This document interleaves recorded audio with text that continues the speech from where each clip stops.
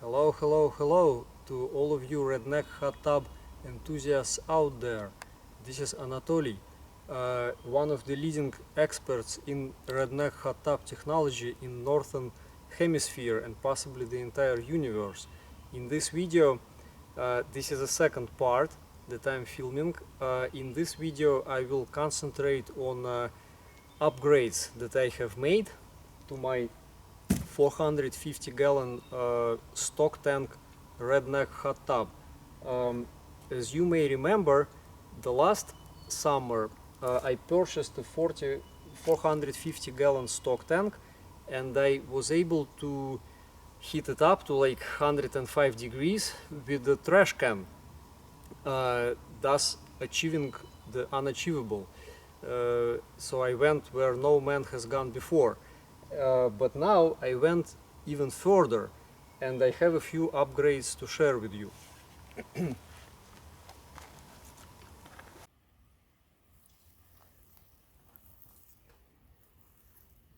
We didn't have much water this summer, and a couple of days ago we had a nice thunderstorm and my stream filled up a little bit, and I was able to pump water into the hot tub. So first, once you get the tank filled with water from the stream, you need to let it sit for like a couple of days in the summer. So this way you are not trying to heat up the water from like coldest temperature that you get in the stream, but you are starting, it will be much easier, it will take less time for you. So this water has been sitting in there for like 3-4 days. I wouldn't advise to let it sit for longer, because you know everything falls down from the forest, from the trees, and insects come in and everything, so you don't want that. But couple of days it's okay. If you put a tarp over it, it will be safe in there. So first of all, I bought foil wrap insulation, and I put a foil wrap around the entire tub, because the walls of the tub get warm to the touch once the water gets warm. So this means this entire area, and it's big, it's 8 feet hot tub, right? So this entire area is losing heat. So we don't want that. We want the whole hot tub to work more like a thermos, which might save you like a couple of hours of hard labor chopping wood and feeding the wood stove. So this is the first time I'm trying it this summer, so I will see what happens. I will see if it will be easier and quicker to make the water hot. Second, for the same purpose, to make it work as a thermos, I bought two pieces of insulation.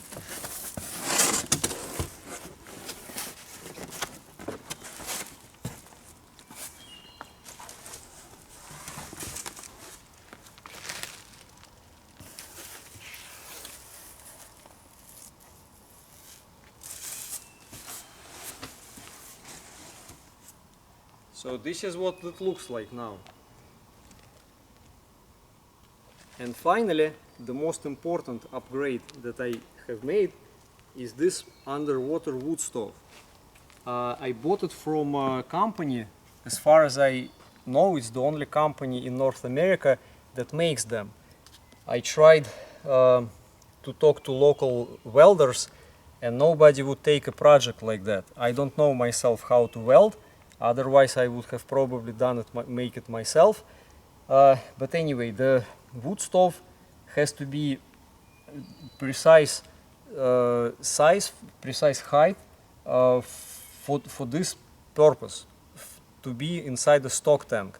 Otherwise, if you purchase a regular wood stove from like cedar hot tubs, it will be too high for your stock tank, because the stock tank is a lot shorter than a cedar hot tub. So you need to get this one. It costs like $800. It's not cheap. As you remember from the last video, I had a trash can in here and I was able to do it with the trash can. Pros and cons of that. The trash can is much easier to maintain the fire in it because you can throw anything in it. You can throw even wet wood, pine, whatever. You don't have to care about creosote. If you feed pine into this one or wet wood, it will not only take you forever to make the water hot, and probably you will not be able to do it, but it will also create a lot of creosote inside because it has two pipes in it with cold water, so around that creosote builds up right away. So you have to be sure that your wood is cut and dry, and once you get it going, pretty much every like 45 minutes you have to come here and make sure everything is burning. It's on a good temperature, and keep feeding it, basically.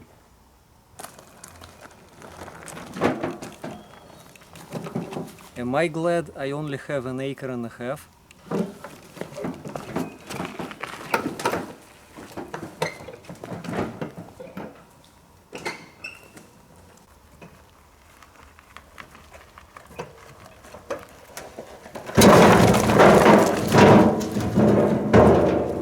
You probably need like 5 of these wheelbarrows. Камера, мотор, начали. The only company that makes them, Snorkel wood-fired hot tubs, snorkel.com. I don't know, from all my research on the internet, I wasn't able to find anybody else who make this size underwater wood stoves. How long it will last me, I don't know. Maybe the rust will, or some elements will eat through it. Like last winter, for example, the whole winter I had mice made a nest inside. I didn't even know it was all covered up. So this, in the spring, I had to clear out mice nests. So you have to keep it clean and see so nobody makes it their home in the winter. But it's effective. Last time it took me, I would say, maybe 6 hours. So the trash can takes up a lot more space and it looks pretty bad. The wood stove looks a lot better. It doesn't take as much space and it burns cleaner. All your smoke and ashes and pieces of wood, they don't go into the water. They go there, they stay inside, or they just burn in the pipe. But you have to feed it, like the best size of wood is like this.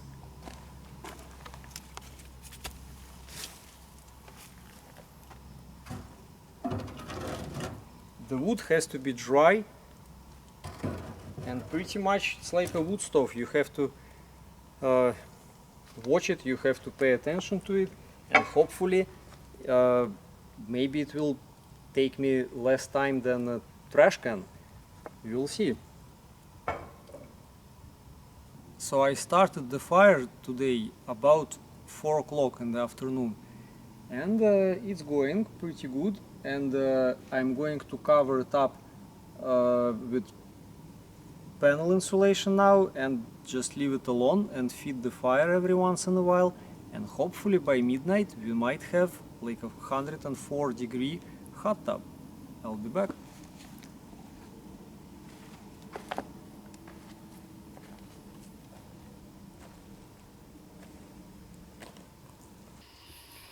So I started the fire at 4 o'clock in the afternoon, and now it's 10. So 6 hours later I got it to a temperature of comfortable 101 degrees, and I'll burn some more wood, so it will get hotter in like an hour. But 101 is very comfortable to me. So there is a obviously there is a progress. It didn't take me like 10 hours. It took me 6 hours.